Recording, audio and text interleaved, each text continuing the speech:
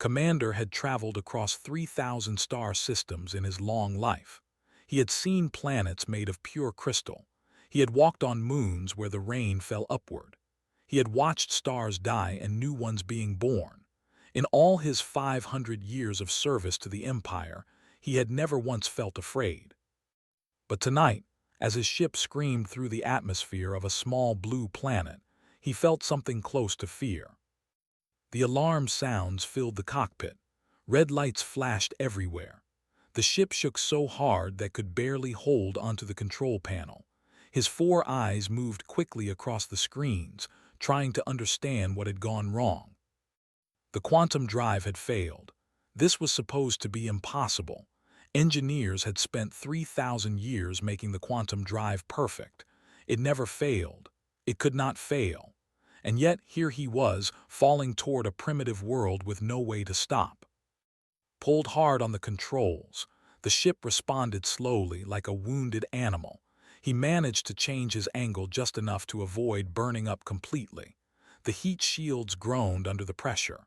Warning messages appeared on every screen, but he ignored them. There was only one thing that mattered now. He had to land. The blue planet grew larger in his view screen. Could see land masses and oceans. He could see the lights of cities glowing in the darkness. According to his database, this world was called Earth, and it was home to a species called humans. They were classified as primitive, having only discovered space travel in the last century of their existence. They had not even left their own solar system yet.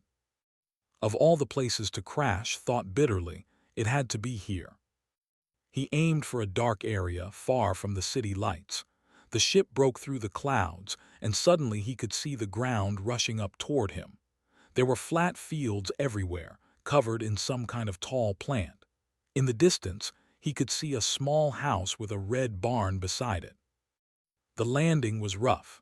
The ship hit the ground hard, bounced twice, and then slid for nearly half a mile before finally stopping. Was thrown from his seat. He hit the wall of the cockpit and felt pain shoot through his shoulder. For a moment, everything went dark. When he opened his eyes, the alarms had stopped. The red lights still flashed, but the ship was quiet now. Pushed himself up slowly and looked around. Smoke filled the cockpit. Several panels had cracked and strange fluids dripped from broken tubes. He made his way to the main computer and asked for a damage report. What he saw made his heart sink. Yes, had 3 hearts, and all of them felt heavy at that moment. The quantum drive was destroyed. 3 primary power conduits had ruptured. The harmonic stabilizer, which kept all the ship's systems working together, had completely melted. And the navigation matrix, which contained all the star maps and travel data, had broken into thousands of corrupted pieces. Was stranded. He stepped outside the ship and looked around. The night air was cool and smelled strange, like dirt and growing things. The tall plants around him reached up to his chest. Above, he could see stars that looked unfamiliar from this angle. His ship had carved a long path through the field, destroying many of the plants. The cloaking system was still working, thankfully. To anyone looking from the outside, the ship would appear as nothing more than empty air. The damaged crops would be harder to explain, but hoped the local humans would blame it on weather or animals. He went back inside and began to work. For 2 full days, tried to repair his ship. He had basic engineering training, as all commanders did. He knew how the systems worked in theory, but theory and practice were very different things. The quantum drive was beyond his ability to fix. It required materials that did not exist on this planet. The best he could hope for was to repair the communication system and send a message to his fleet, but even that seemed impossible. Every time he fixed one thing, something else broke. On the morning of the 3rd day, sat on a rock outside his ship and stared at the sunrise. The humans had a nice star, he admitted to himself. It was warm and yellow, and it painted the sky in colors of orange and pink. On his home world, the sun was red and dim. Sunrises there were nothing special.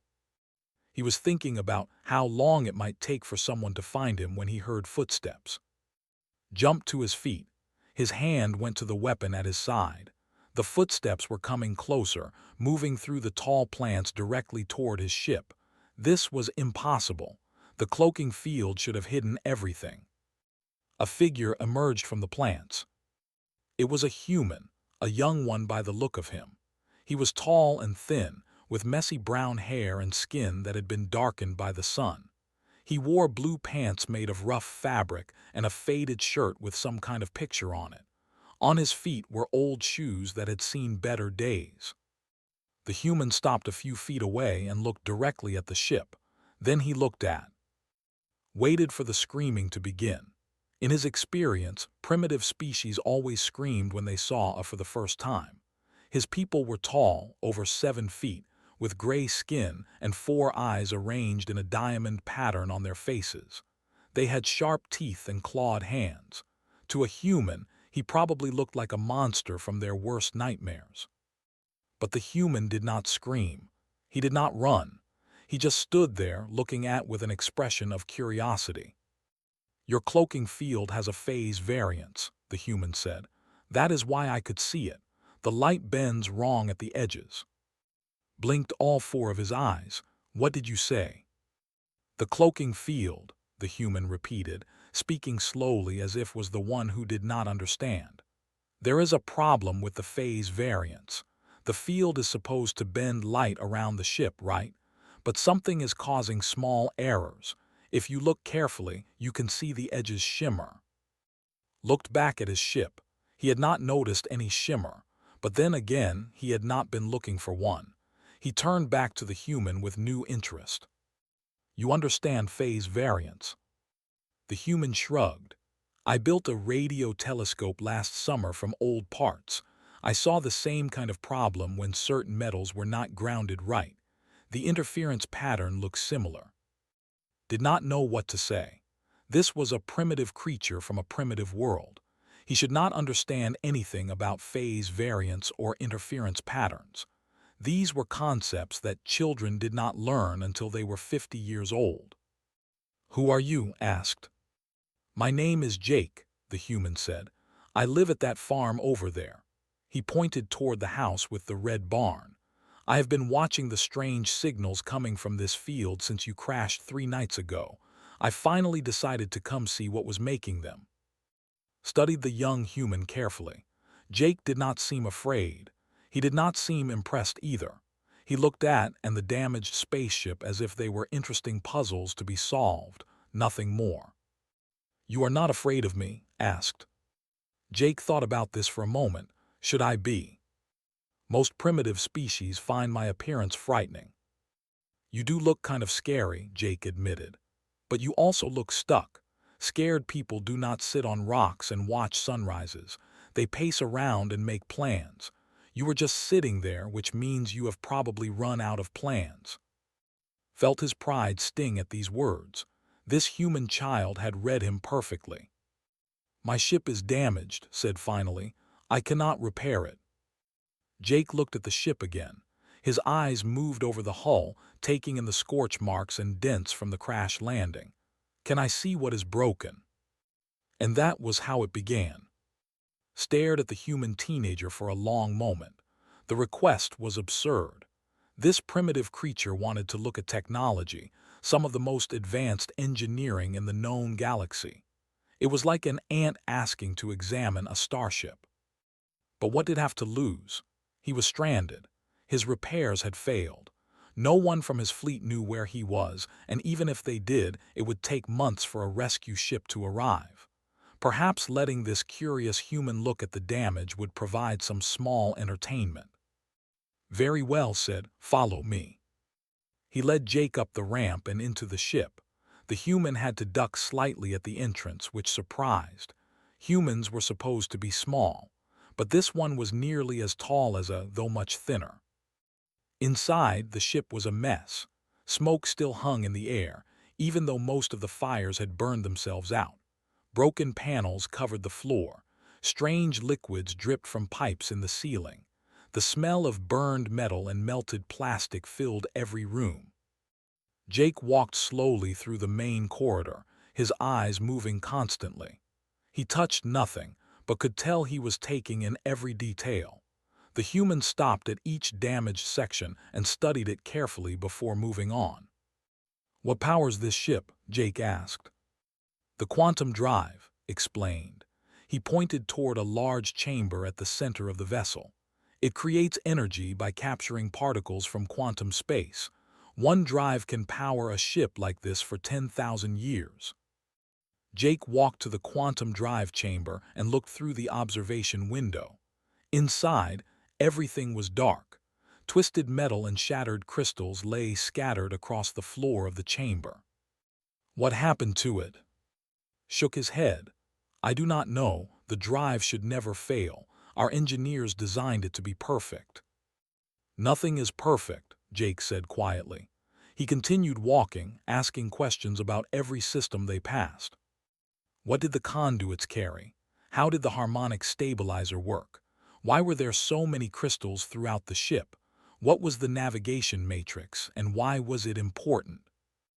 Answered each question, at first with impatience, then with growing interest. The humans' questions were not random. Each one built upon the last, creating a chain of understanding. By the time they returned to the main cockpit, Jake had asked over 200 questions. 6 hours had passed. "I need to go home," Jake said.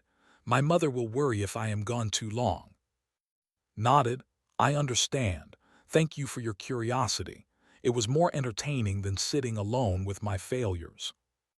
Jake paused at the exit ramp. "Can I come back tomorrow?" "Why would you want to?" "I think I can help fix your ship." Laughed. It was a deep sound that echoed through the damaged corridors. He laughed until his 3 hearts ached and tears formed in all 4 of his eyes. "You," he finally managed to say, "you think you can repair my ship?" Jake did not seem offended by the laughter. "Yes." "Child, do you understand what you are saying? Engineers study for 300 years before they are allowed to touch a quantum drive. They spend another 200 years mastering the harmonic stabilizers. Our technology is built on 10,000 years of scientific advancement.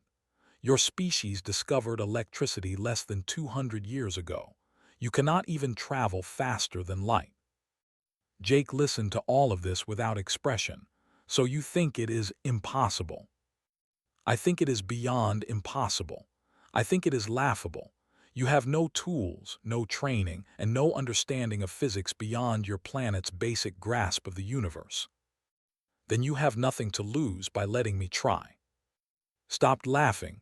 The human had a point, a foolish point, but a point nonetheless. "Very well," said. "I dare you, Jake of Earth. I dare you to repair my ship. When you fail, and you will fail, perhaps it will teach you some humility about your place in the universe." Jake nodded slowly. "I will see you tomorrow." He walked down the ramp and disappeared into the tall crops. Watched him go, still chuckling to himself. The arrogance of youth was universal, it seemed. Even primitive humans suffered from it. That night slept better than he had since the crash. The human's foolish attempt would fail, of course, but it would be amusing to watch. Jake returned at dawn, was waiting outside the ship, curious to see what pathetic tools the human would bring. When he saw the contents of the old wagon Jake was pulling, his amusement only grew. The wagon was filled with garbage. There was no other word for it. Copper wire tangled in messy coils. Old computer parts that looked ancient even by human standards. Glass bottles of different shapes and sizes. Strips of aluminum cut from what appeared to be food containers. Rusty tools that belonged in a museum. Bags filled with crystals that sparkled in the morning light. "This is your repair equipment?" asked. "This is what I have to work with," Jake replied. "Where did you get those crystals?" "I grew them. It is a hobby of mine. I have been growing crystals in my bedroom for 3 years now. My mom thinks it is weird, but she lets me do it." Picked up one of the crystals and examined it. The structure was crude compared to crystals, but there was something interesting about the internal pattern. He put it back in the bag without comment. "What is your plan?" asked. "First, I need to understand the power flow better." You said the conduits carry energy from the quantum drive to all the other systems. 3 of them are broken, which means no power is reaching most of the ship. But I noticed there are backup systems that are still working. If I can redirect the power through those backups, we might be able to get the main systems running again. Frowned. That is not how the system is designed to work. The backup systems are only for emergencies. They cannot handle full power flow. Have you tried? No, because it would not work. Jake shrugged. Then we have nothing to lose by testing it. Before could object, Jake had already climbed into the ship with an armful of copper wire. The commander followed, curious despite himself. Jake worked quickly. He found the secondary power coupling and studied it for several minutes. Then he began attaching his copper wire to various points, creating connections that made no sense to. He bypassed the main distribution hub entirely and fed power directly into the tertiary backup systems. That is completely wrong, said. You are creating a feedback loop that will destroy the remaining systems. Maybe, Jake said. Let us see. He touched 2 wires together, and the ship hummed to life. Lights flickered on throughout the corridor. Screens that had been dark for days suddenly glowed with information. Somewhere deep in the ship, a fan began to spin, clearing the stale air. Check the power readings. His eyes widened. The humans' crude modifications had not only restored power to most systems, but they had eliminated the feedback loop that had been struggling with for days. The energy flow was stable. More than stable, it was efficient. How did you do that? Demanded. Jake was already moving to the next damaged section. Your conduits are designed for efficiency, not redundancy. That means if one thing breaks, everything breaks. But if you cross-wire the backups, you lose maybe 3% power output, but you gain 5 independent pathways to every major system. It is like having 5 roads to the same town instead of 1 highway. If one road is blocked, you can use another. Stared at the readings on his screen. This human child had looked at technology developed over and found a flaw that engineers had never noticed. Then he had fixed it with copper wire from a junk pile. For the first time, felt something other than amusement. He felt the beginning of doubt. What else do you see that is wrong with my ship? He asked quietly. Jake smiled. It was not a boastful smile or a prideful one. It was the smile of someone who was enjoying a good puzzle. Give me a few hours, he said. I have some ideas about that harmonic stabilizer. The harmonic stabilizer was the heart of the ship. Every system depended on it. Without the stabilizer, the engines would shake themselves apart. The weapons would misfire. The life support would cycle between too hot and too cold. Even the lights would flicker at random intervals, which was exactly what they were doing now. Led Jake to the stabilizer chamber, a small room near the center of the ship. Inside, a metal cylinder sat on a platform. It was about the size of a human trash can, and it was completely destroyed. The outer casing had melted and into ugly lumps. The internal crystals, which were supposed to vibrate at perfect frequencies, had shattered into thousands of pieces. This is the problem, said. The stabilizer uses specially grown crystals that take 50 years to produce. They must be perfect in every way. Even a tiny flaw will cause the entire system to fail. Jake crouched beside the ruined cylinder and examined the debris. He picked up a fragment of crystal and held it to the light. What frequency do these crystals need to vibrate at? Told him the number. Jake nodded slowly, his mind clearly working on something. I will be back in a few hours, Jake said. I need to get something from home. He left the ship and disappeared across the field. Spent the time running diagnostics on the systems Jake had already repaired. Everything was working better than expected.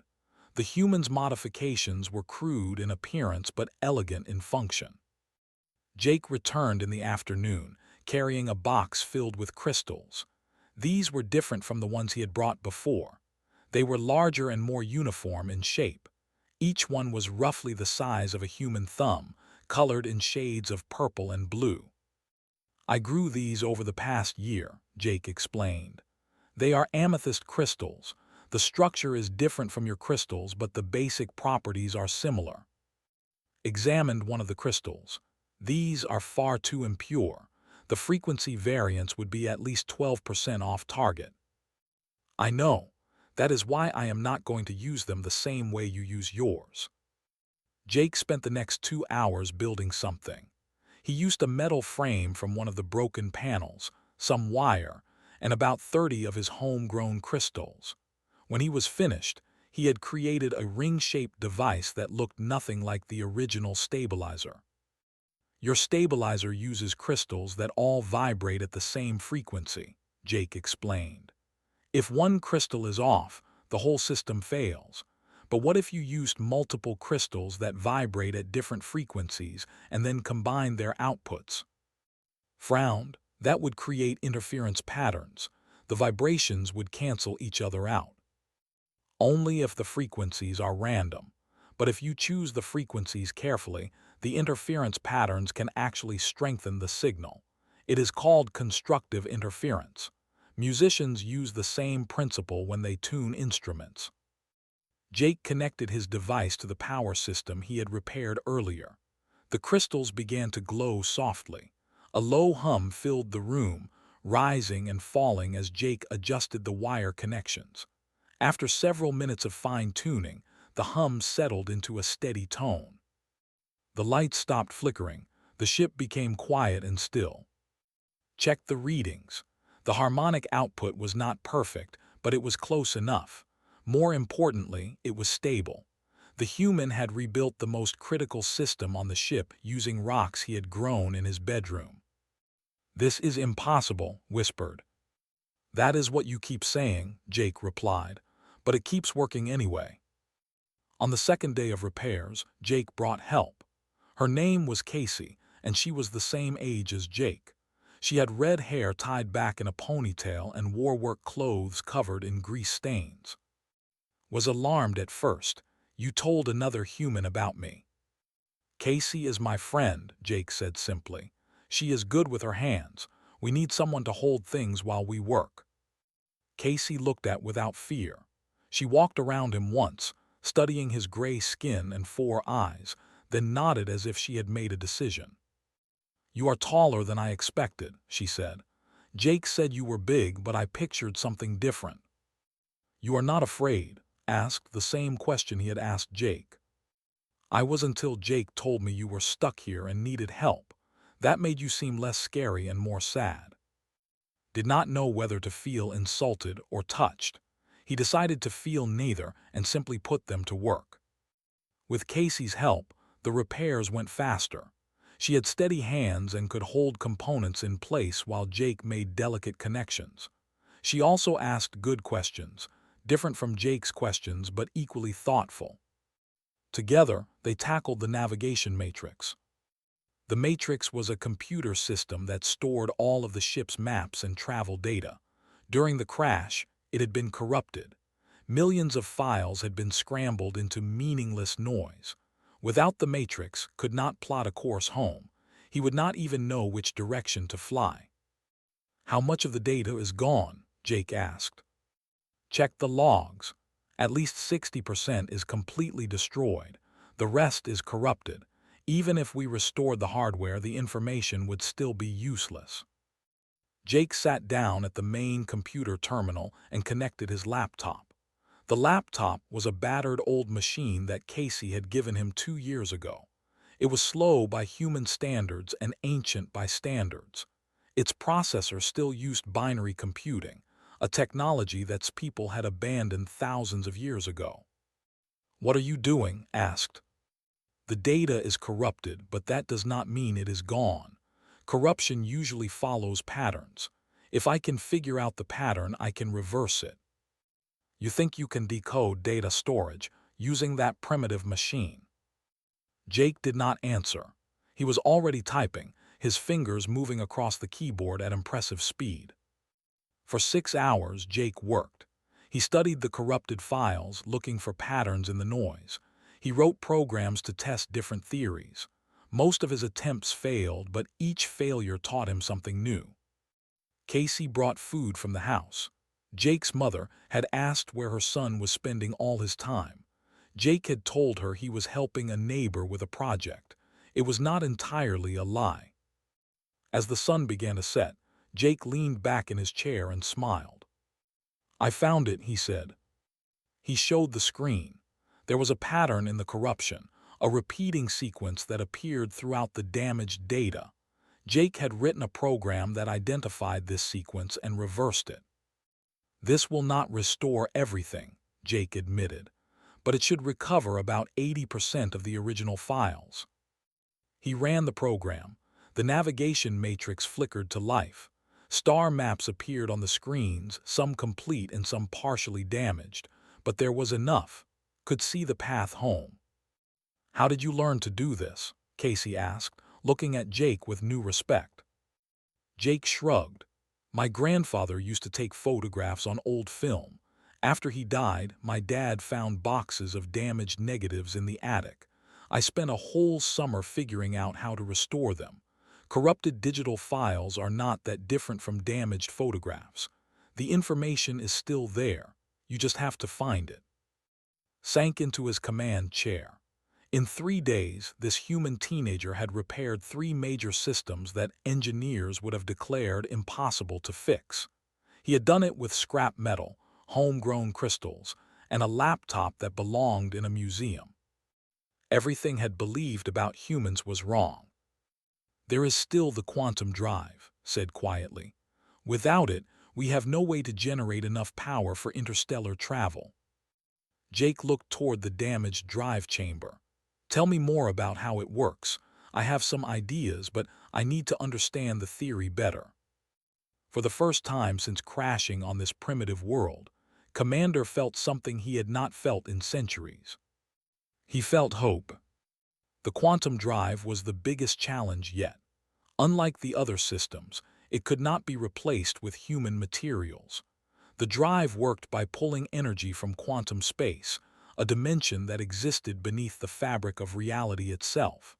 It required exotic matter that could not be found anywhere on Earth. But Jake had an idea. "You said the drive pulls energy from quantum space," he said, "but the drive itself is broken. The problem is not the energy source. The problem is the mechanism that accesses the source." Nodded slowly. "That is correct. The quantum tap is intact. The conversion chamber is what failed. So we do not need to rebuild the whole drive. We just need to find a new way to convert the energy." They spent a full day studying the drive, explained every component, every principle, every theory behind the technology. Jake listened carefully, asking questions when he did not understand something. By the end of the day, Jake had filled an entire notebook with drawings and calculations. His handwriting was messy, but his thinking was clear. "The conversion chamber uses crystals to change quantum energy into regular energy," Jake said. "The crystals broke because they could not handle the stress. But what if we used a different material? Something that could bend instead of break? What material could possibly handle the stress of quantum conversion?" Jake thought for a moment. "Water." Stared at him. "Water. Not regular water, but water under extreme pressure becomes something different. It acts like a crystal but stays flexible. I read about it in a physics journal last year. They called it ice." "How would you create such conditions on this ship?" Jake smiled. "Your engine room has a lot of broken pressure systems. If we redirect them into a single chamber, we can create pressures that are high enough. Then we just need to cool the water while maintaining the pressure." It was insane. It was completely, utterly insane, but had learned over the past few days that insane did not mean impossible when humans were involved. They built the new conversion chamber from scratch. Jake designed it using principles he had learned from physics books and engineering videos on something called YouTube. Casey helped with the construction, cutting metal plates with a plasma torch that provided. The hardest part was maintaining the pressure and temperature at the same time. The system kept failing, either losing pressure or losing cold. On the fifth attempt, Jake came up with a solution that involved cycling the systems in rapid pulses, creating stable conditions for just milliseconds at a time. It should not have worked. By every principle of engineering, it should have failed catastrophically.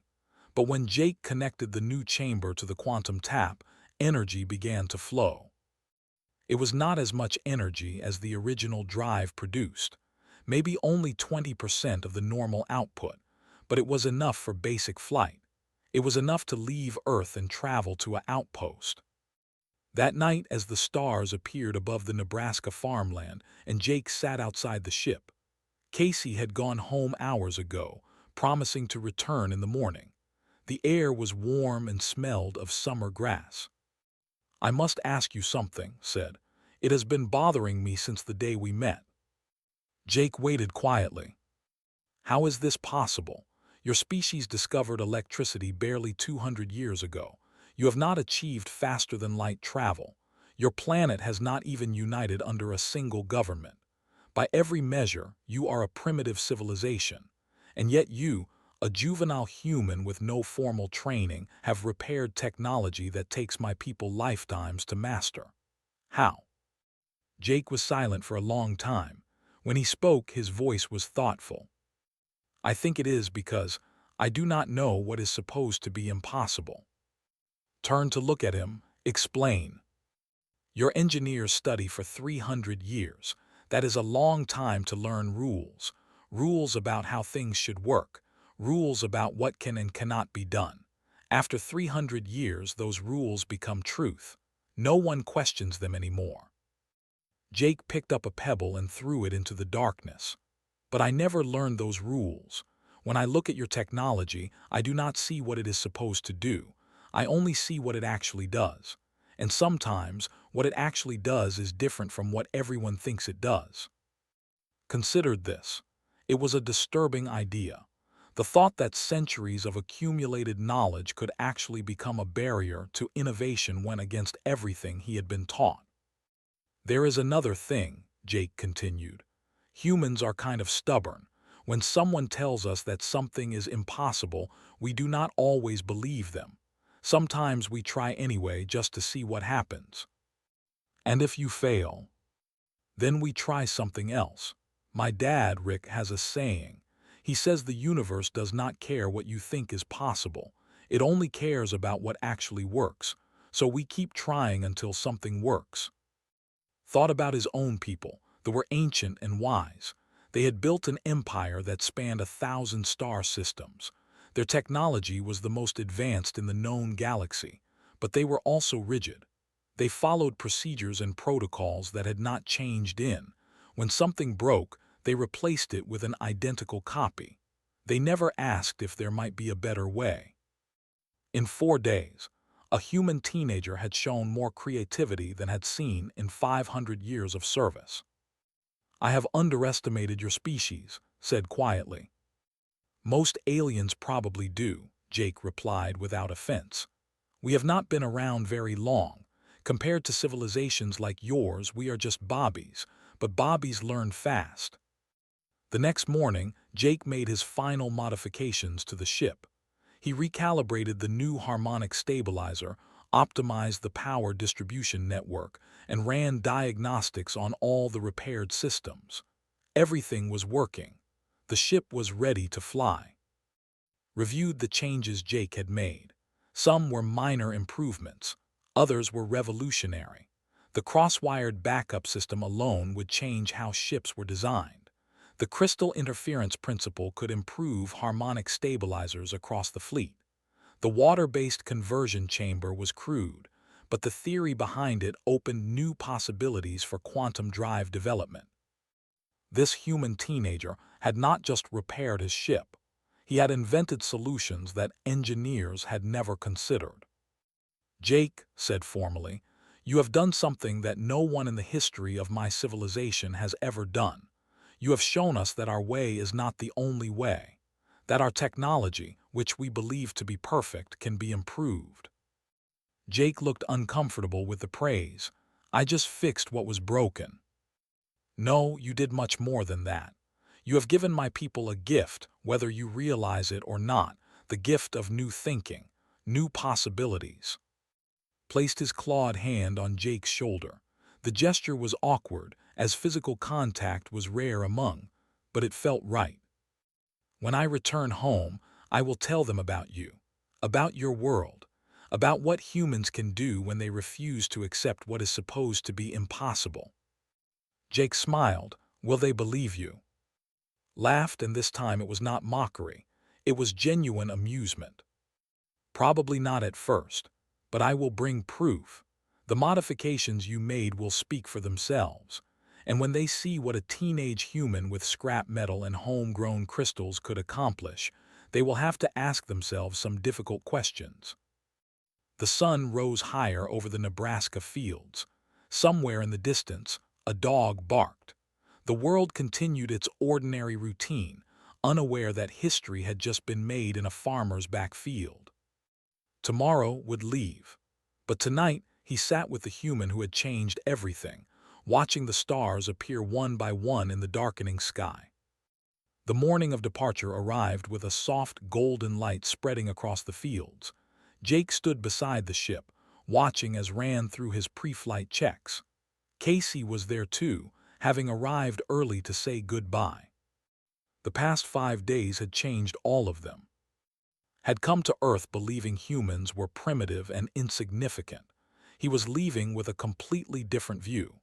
These creatures, who had only discovered fire a few thousand years ago, possessed something rare in the galaxy. They had imagination without limits and determination without end. Jake had spent his whole life feeling like he did not fit in. His classmates thought he was weird for growing crystals and building radio telescopes. Even his mother, who loved him deeply, did not understand why he spent hours taking apart machines just to see how they worked. But meeting had shown him that his strange hobbies were not weaknesses. They were strengths that might one day matter to more than just himself. Casey had always known Jake was special, even when others called him strange. Watching him repair alien technology had confirmed what she had suspected all along. Her friend was destined for something greater than this small farming town. The ship hummed quietly, its systems running better than they had when it first left the finished his checks and walked down the ramp to where the two humans waited. I have a gift for you, said. He reached into his vest and a small crystal device. It was about the size of a human thumb, shaped like a prism, and it glowed with a faint inner light. This is a communication beacon, explained. It operates on quantum frequencies that can reach across the galaxy. With this, you can contact the scholarly network. Jake took the device carefully. What is the scholarly network? It is our repository of knowledge. Scientists, engineers, and scholars from across the empire share their research through the network. With this beacon, you can ask questions and receive answers. You can learn things that no human has ever learned. Jake turned the crystal over in his hands. It was warm to the touch, and the inner light seemed to pulse gently, like a heartbeat. Why would you give this to me? Smiled, an expression that looked strange on his gray face but was becoming more familiar. Because I believe there are scholars in the network who would benefit greatly from speaking with you. Your way of thinking, your approach to problems, is unlike anything my people have encountered. Perhaps by sharing ideas, both our species can grow.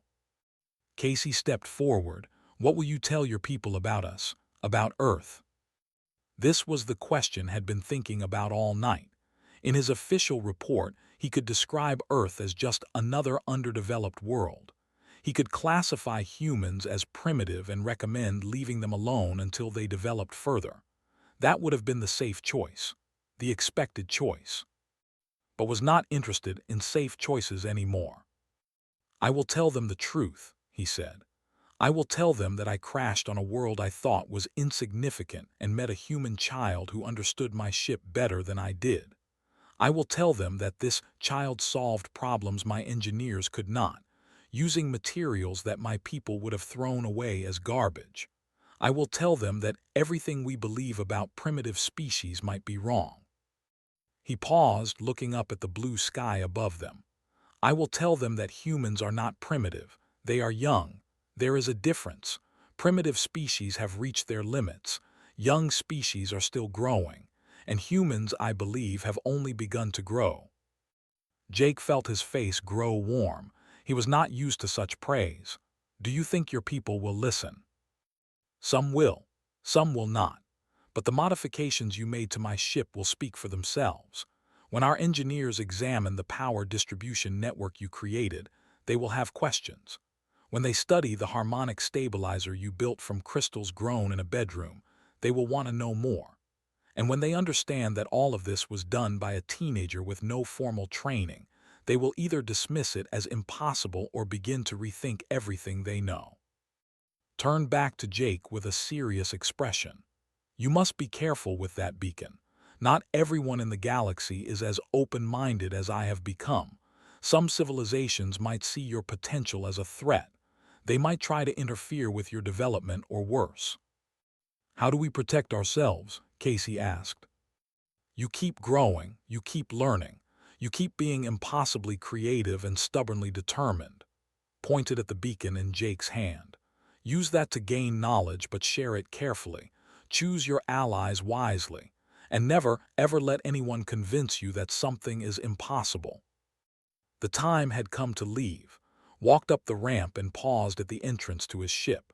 He turned back one last time to look at the two young humans who had changed his understanding of the universe. Jake said formally, I give you a prediction. Your species will achieve faster-than-light travel within a single generation. You will spread across the stars faster than anyone expects, and when you do, the galaxy will never be the same. Jake did not know how to respond to such a grand statement. I will try to live up to that. Shook his head. Do not try to live up to anything, just be what you are. That is more than enough. The ramp closed behind him. Through the cockpit window, raised one clawed hand in farewell. Jake and Casey raised their hands in return. The ship rose silently from the damaged cornfield. It hovered for a moment, turning slowly as if taking one last look at the small farm and the big world around it. Then it accelerated upward, moving faster and faster until it was nothing but a bright point of light against the morning blue. In seconds, even that was gone. Jake and Casey stood alone in the field. The only evidence of what had happened was the long scar in the crops where the ship had crashed and the small crystal beacon glowing softly in Jake's hand. So, Casey said finally, what are you going to do with an alien communication device? Jake turned the beacon over in his hands. His mind was already racing with possibilities, questions he could ask, things he could learn, connections he could make. I have some ideas, he said. Casey laughed. Of course you do. You always have ideas. They walked back toward the farmhouse together. Was in the kitchen making breakfast. She would ask where Jake had been for the past 5 days, and he would have to come up with a convincing story. The truth was too strange to explain. But Jake was already thinking beyond explanations. He was thinking about the future. Somewhere out in the galaxy, Commander was flying home with a story that would shake his civilization. In a few weeks or months, scholars would begin receiving transmissions from a primitive world called Earth. They would engage in conversations that challenged everything they knew about intelligence and innovation. And here in Nebraska, a teenage human with messy hair and old shoes was holding the key to humanity's future in his palm. Jake looked up at the sky, though the ship was long gone. He thought about what it said. Faster than light travel within a generation, spreading across the stars, changing the galaxy forever. It sounded impossible, but Jake had learned something important over the past 5 days. Impossible was just a word people used when they had run out of ideas. He had plenty of ideas left. That evening, after dinner, Jake went to his room and sat at his desk. The beacon sat beside his old laptop, its inner light pulsing gently. He had so many questions he wanted to ask, about physics and engineering, about other civilizations and their technologies, about the true nature of the universe and humanity's place within it. But those questions could wait. First, he needed to understand the beacon itself. He needed to study how it worked, what principles it operated on, and whether those principles could be adapted for other purposes. He opened his notebook and began to write. By midnight, he had filled 30 pages with notes and diagrams. By dawn, he had a basic theory of quantum communication that no human had ever developed. By the end of the week, he would understand more about faster-than-light physics than any scientist on Earth. Jake was just getting started. And somewhere across the galaxy, Commander sat in his repaired ship and composed his report. He chose his words carefully, knowing that what he was about to say would cause controversy. Many would doubt him, some would call him a fool. But the modifications humming through his ship would prove his words true. Humanity was coming, not as primitives to be studied or threats to be feared, but as something new, something different, something the galaxy had never seen before. The humans were coming, and they were going to be magnificent.